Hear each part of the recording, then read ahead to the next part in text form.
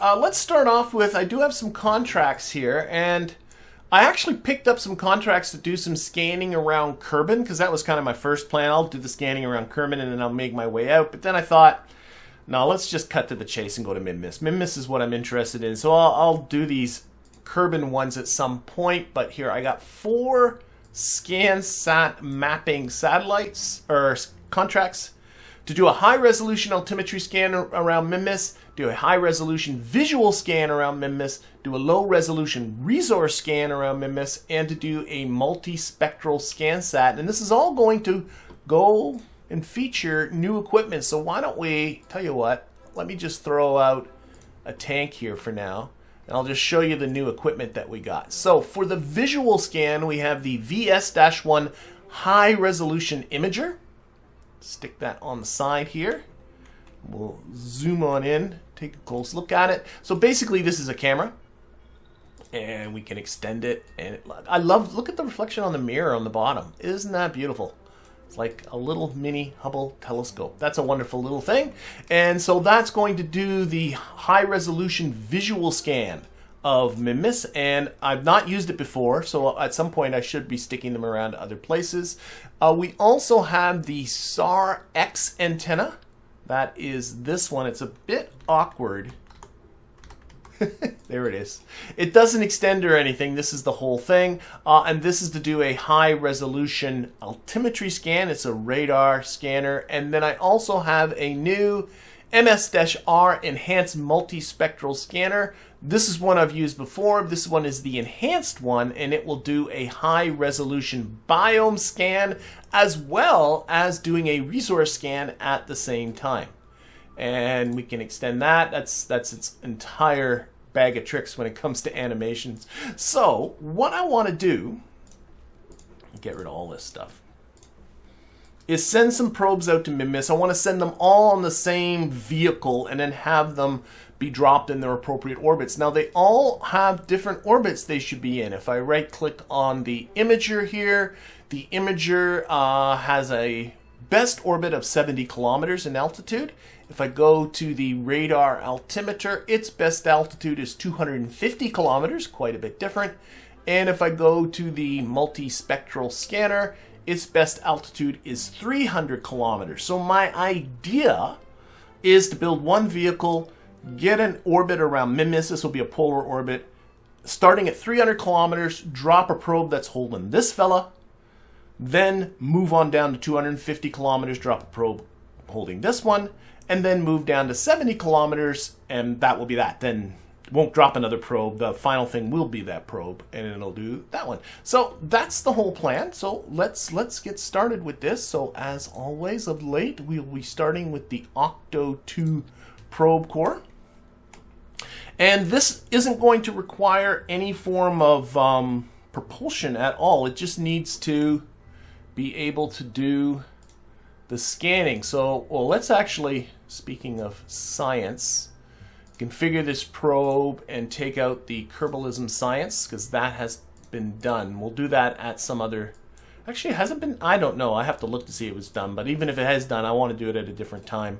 Let's get out our I think this one is, yeah, the 300 kilometer one, and I'm gonna just for now stick that on the top, and we will simulate that in our scanning planner. And we also gonna need, while I'm thinking about it, some inline reaction wheels. There we go. And this thing we can see here is 1.03 units of electric charge that it's going to consume. So we got to make sure we can generate that.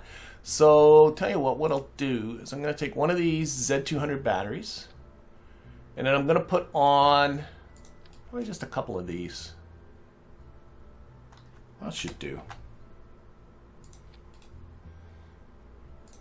These guys.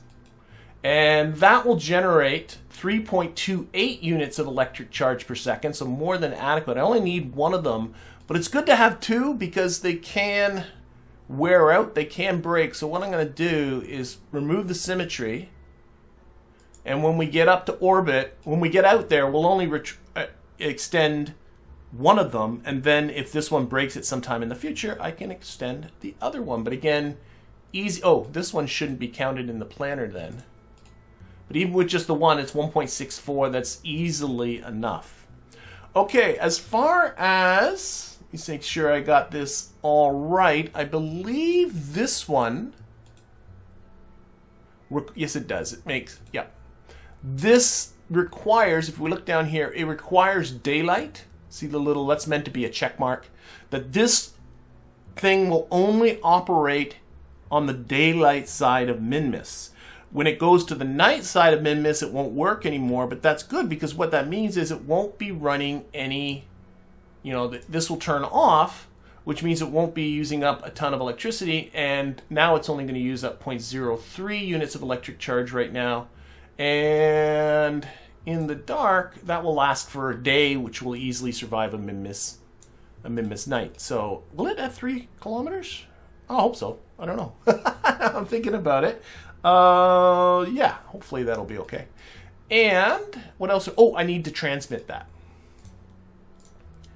Now, one thing when it comes to, whoops, sorry, I just made a little, there we go. One thing that's unfortunate is SCANsat doesn't quite get along with Kerbalism. And so if you look at most of the science, see, it gives you all kinds of information here about, here, let's look at one of the ones that transmits. It gives you information about, you know, how much, what it's, well, electricity, but also, there it is, how much data it will collect and what's the rate at which it collects data. But if you go to the SCANsat stuff, you get none of that. And in fact, I don't even think you get the science, but I've had the experience in the past with these things just clog up the drive really quickly. So what I'm going to do is I'm going to get a fairly fast antenna, even though I don't know what the rate is. So I'm going to use this Communitron DTSM1, extend that, and we're also going to up the hard drive space in here as much as we can, so hopefully we won't run into any data issues. Now, what's the mass of this thing? Get it out of the way. It is 50 kilograms, and what's the mass of the scanner? 125. Oh, wait, it doesn't matter. This thing won't be under thrust.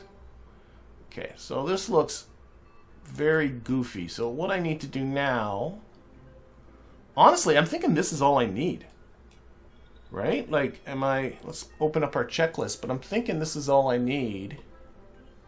There's no fine print to worry about. It'll have control because of the reaction wheel. In fact, while I'm thinking about it, let's turn that wheel authority way down. It doesn't need KOS. Configured the probes. Science is set up. Power generation's okay. Electrical storage is okay, I think. What is it gonna? It'll survive for. This is not being. An hour and 43 minutes. I think that should be all right. Oh, but it won't be transmitting either. It should be fine. Tennis speed. Oh, some lights. I should put some lights on it. Might put on, you know what? I think I'll put on some more batteries too. This is just temporary light placement to remind me I want lights. Blink on. My traditional blinky amber lights. Okay, so this is everything it needs. What I want to do is just make it not look ridiculously stupid.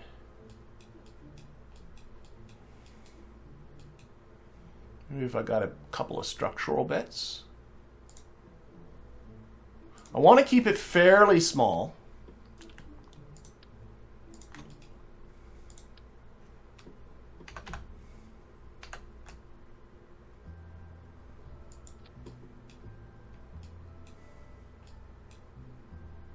What does it look like if I start to recess this in a bit?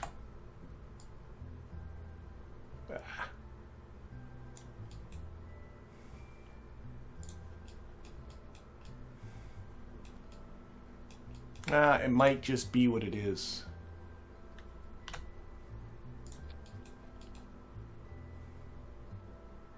Lights, whoops. So what I meant to do, I meant to grab the lights, but I grabbed that instead.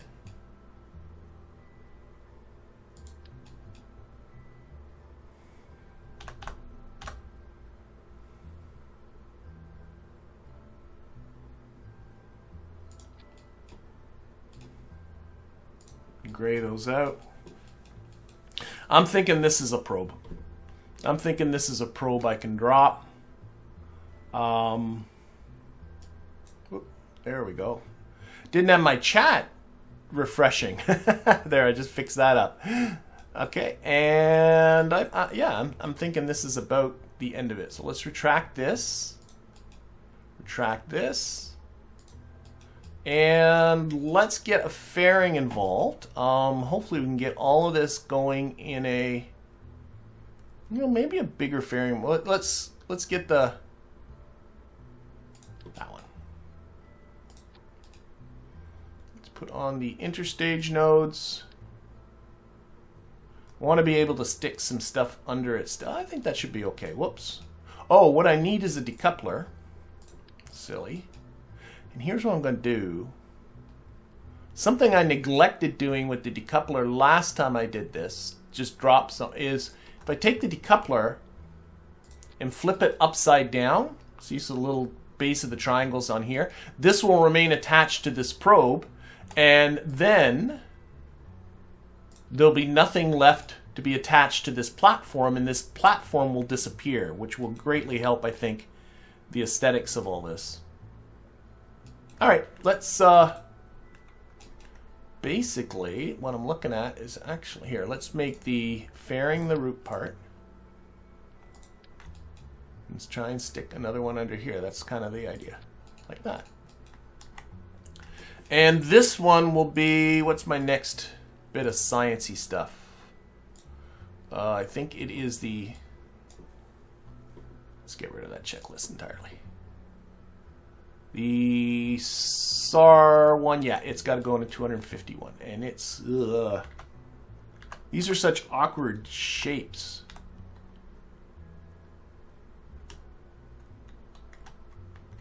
That's really looks bad. And I got a feeling if I put it on the top, it'll just be too wide, right? Well, maybe that's not terrible. Maybe that's not a terrible idea for this either. Nah, I'll keep it where it was.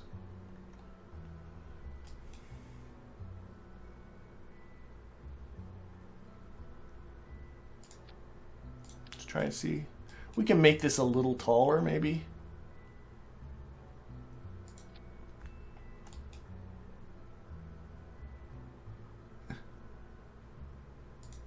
Take that out. Go down another couple of them. Maybe two more of those little cubic struts. Put this guy back. Uh-oh. Here. Notice how it's finding the interstage nodes. So the easiest way to fix that is to go into here, turn off the interstage nodes. Oh dear. We got lots of goofiness happening there. The interstage nodes was messing that up, so I just temporarily turned them off. I think that's a doable thing. Yeah, we're going to drop these in orbit so that they won't require any form of... you know what? I might just double up these lights here. 'Cause this thing's long. So they don't require any propulsion. We're going to drop them in the orbit that's required of them. What I'm just curious is if I can go up one more node on this. Put those interstage nodes back on. There. That should do her. I think so. So that's probe number 2. Now I should be checking. Let's switch up. Let's make this guy the root part. And can I remove... Yes, that's what I meant to do. Excellent. I'm not sure why things are being highlighted. There we go.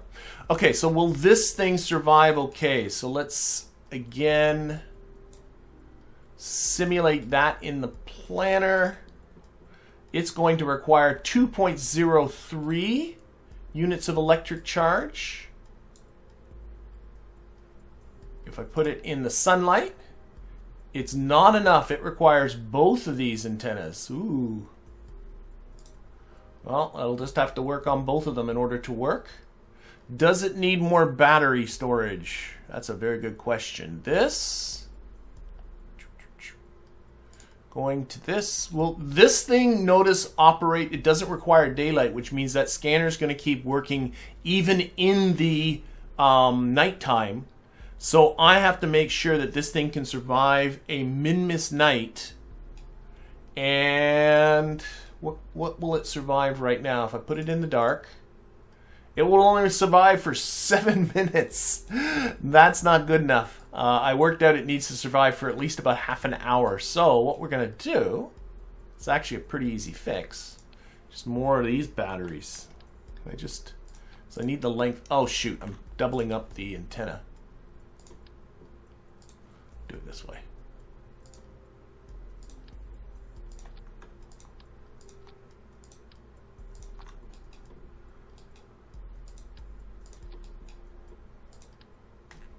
Don't need 4. Okay, now it'll survive. Oh, only 11 minutes. Oh my gosh. This thing, yeah, 2.13 units of electric charge per second. Okay, we're going to need more juice. More juice. So let's get rid of all those because I think I got too much length now. Let's add in one more of these, one more of these, but we need more electricity. So this thing, what will this add to it?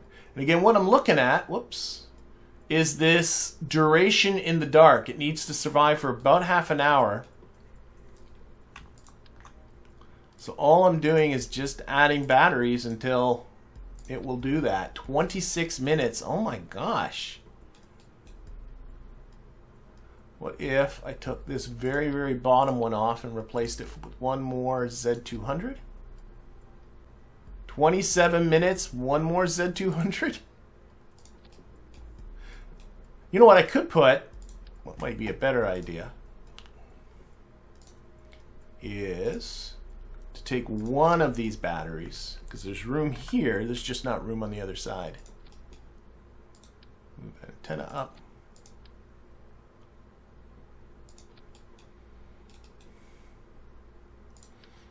And all I want from this is the lights.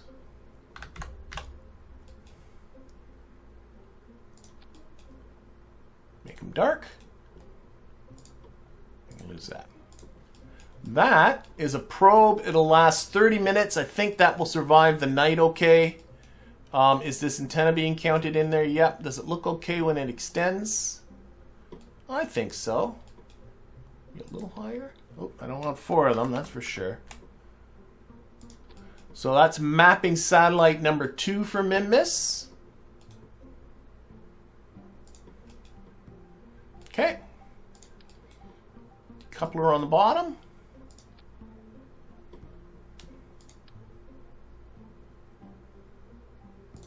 There. And in fact, whoops, I don't want that. Make the decoupler again the root part. And all I want to do is grab this and rotate it, because I just want, if I deploy the solar panels, ooh, then again, no, you know what? No, let's rotate it back.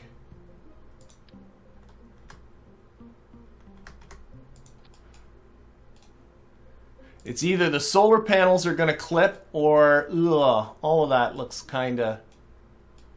Well, we'll test this thing in orbit, make sure everything deploys okay. In fact, while I'm thinking about it, put that ejection force down to 0, ejection force down to 0.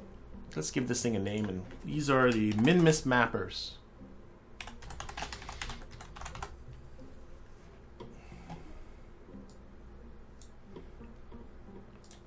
Okay, save that.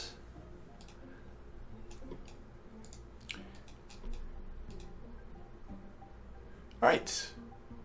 And okay, so that is 2 mapping satellites ready to go. Actually, are these on? No, they're not. Okay, good. We'll start in the off position.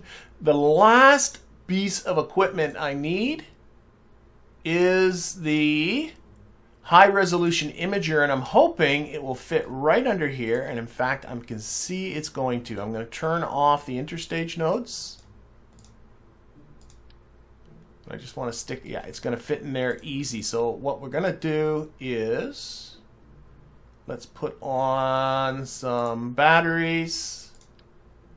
Actually, let's put on a KOS probe core, because this is going to be the main vehicle. Let's put on another probe body. Why am I having trouble with that? There we go. And let's see, will this still fit? It's fitting, isn't it? I can convince myself that fits. Sure. Yeah, why not? Why not convince yourself that that fits? And then what we'll do is is that on the very, it's a very good question. If I put the interstage nodes back on,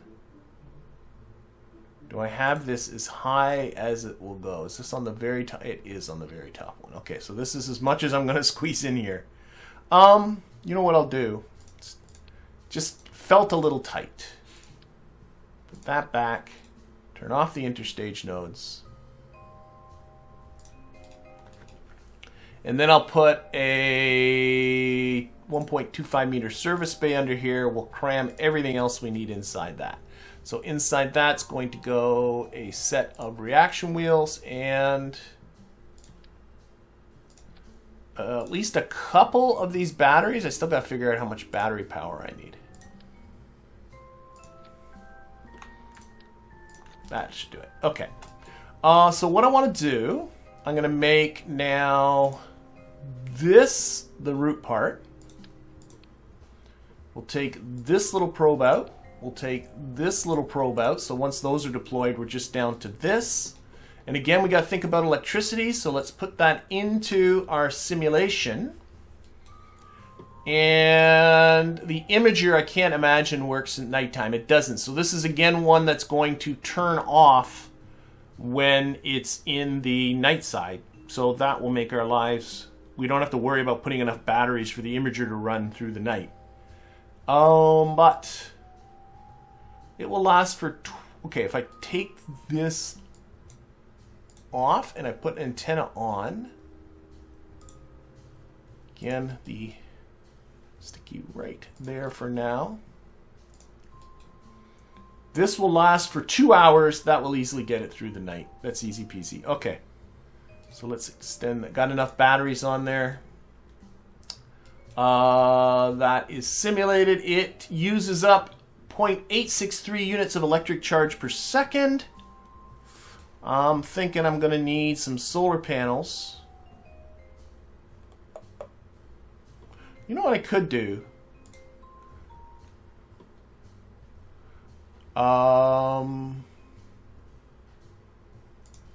And people in the chat can tell me if this is stupid.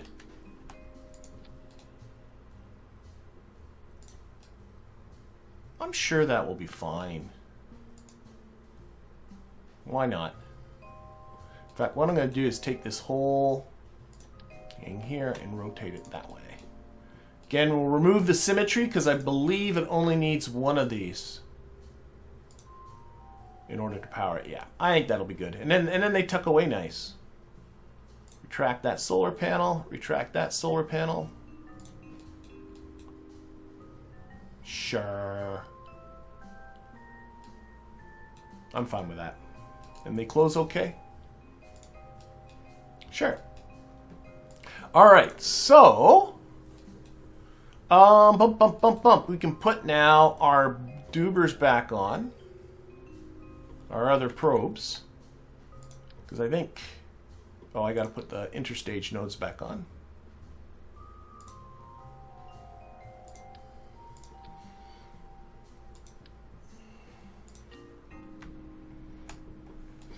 And, oh, this thing needs some lights for sure.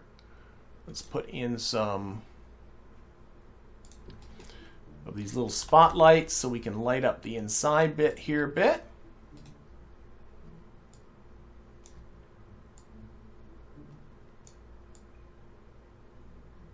No, that's the blink period, silly. I'm just trying to just roll them a little bit. 45 here. Much easier just to type in 45 degrees there. So that when these come on, they light up in there. That's okay. Optically, that's a really dumb idea now that I'm thinking about it, because I mean, the last thing an optical little telescope like this is going to need is a light shining on it, but I don't care. It perhaps isn't realistic, but I'm going to do it anyway. Okay, so that's that, that's that, that's that, that's that. Yeah, let's close this. And I need some delta V, don't I? I need finally to put some fuel and some stuff on it. And I'm figuring around 12 to 1300 meters per second should be enough for us to get out to Minmus and then do the various orbital changes. In Minmus, it's pretty inexpensive, relatively speaking. What happens if I stick this on with, well, my favorite little orbital engine lately has been the Spark. The mighty little Spark engine. There we go. It's 2,585 meters per second already. Oh my gosh. We can calm down even. Always surprises me sometimes how small the... Oh, now, I remember last time I got into... Yeah, these guys aren't agreeing. And it has to do with depending on what you have as your root part. Let's change that to the root part. There we go. Now they agree. 840 meters per second. Okay. Kerbal Engineer can get confused depending upon what you have selected as the root part. So you got to be careful of that. 1,458 meters per second. I think that's something. I think that's something. Yes, we are live. Al Johnson was asking, is this live? Yes, we are live. I'm just really bad. Actually, I was having issues just a little while. The chat wasn't scrolling down. It's doing fine now, but I don't know why it wasn't. So it was people were saying things that I wasn't noticing the chat moving. Okay, 1431. I think that should be fine. 0.75 thrust to weight ratio should definitely be fine. Okay, what I'm going to do is I'm going to build me a fairing. Oh, wait a second. I'm sorry. I'm just realizing something foolish. That's okay for the whole getting to LKO, but I want this to also deal with the upper part. Yes. I want this also to deal with the upper part of the insertion. I've been doing that lately with my probes and finding that that works so much better. So I'm going to get a more powerful engine here. Because I noticed my thrust to weight wasn't the greatest. This one's 20 kilonewtons. This one's 25. It's probably sketchy. So about 12, 13. I might be getting into the Terrier engine, though I'm sure that's probably way too big. Oh no, that's pretty good. That might be more kind of in the ballpark of what I'm thinking. I think so. Sorry, and the reason for that last minute change, here, I'll leave it like this, is because I like this to also deal with the upper part of the insertion, and so that means an extra about 1,000 meters per second of delta V. But the thrust to weight of that Spark on there with the smaller, it was already at 0.75, so I knew as soon as I doubled up the fuel like this that it would bring the thrust to weight too low. That's looking okay. Okay, let's now build the fairing.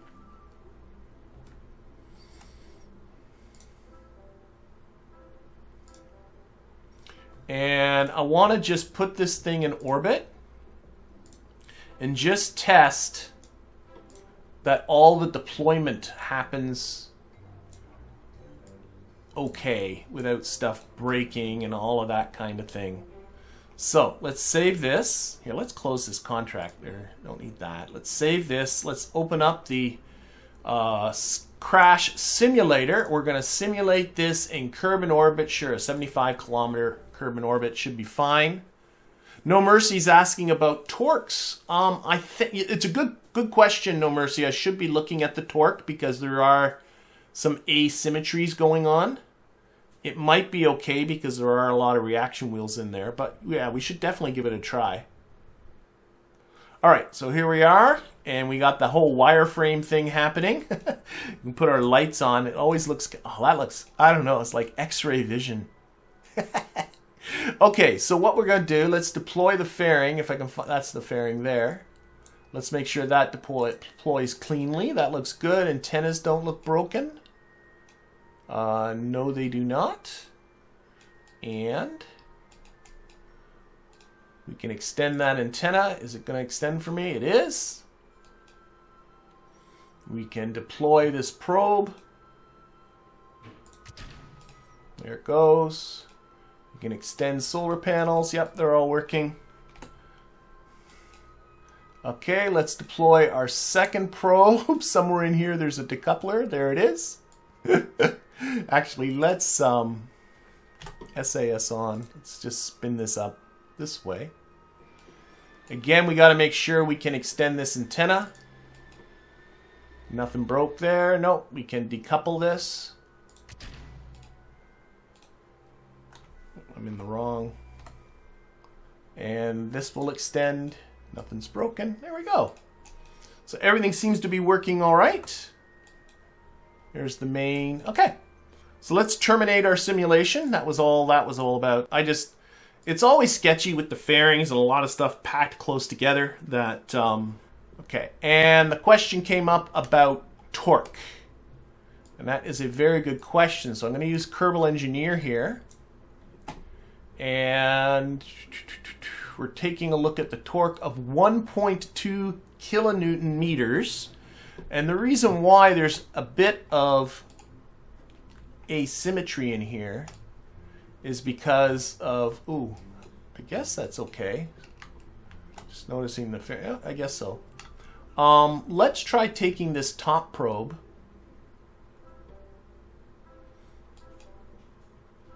Oh, everything is, oh, that's because that's the, yeah, gotta change the root part again. I'm gonna try and just change this. So what is it, 1.2, oh, now it's all messed up. I want to take this and rotate it so that one scanner's on one side and then the other scanner's on the other side. I'm hoping that will help with the torque. Now we need to make the top part the root part again. Oh, it spun the whole beast around. Well, now the torque is only 1.3 or 0.13 kilonewton meters. I am sure, I have little doubt that that will be fine. I have little doubt indeed. Okay, so I'm thinking this is a whole thing. I'm thinking it.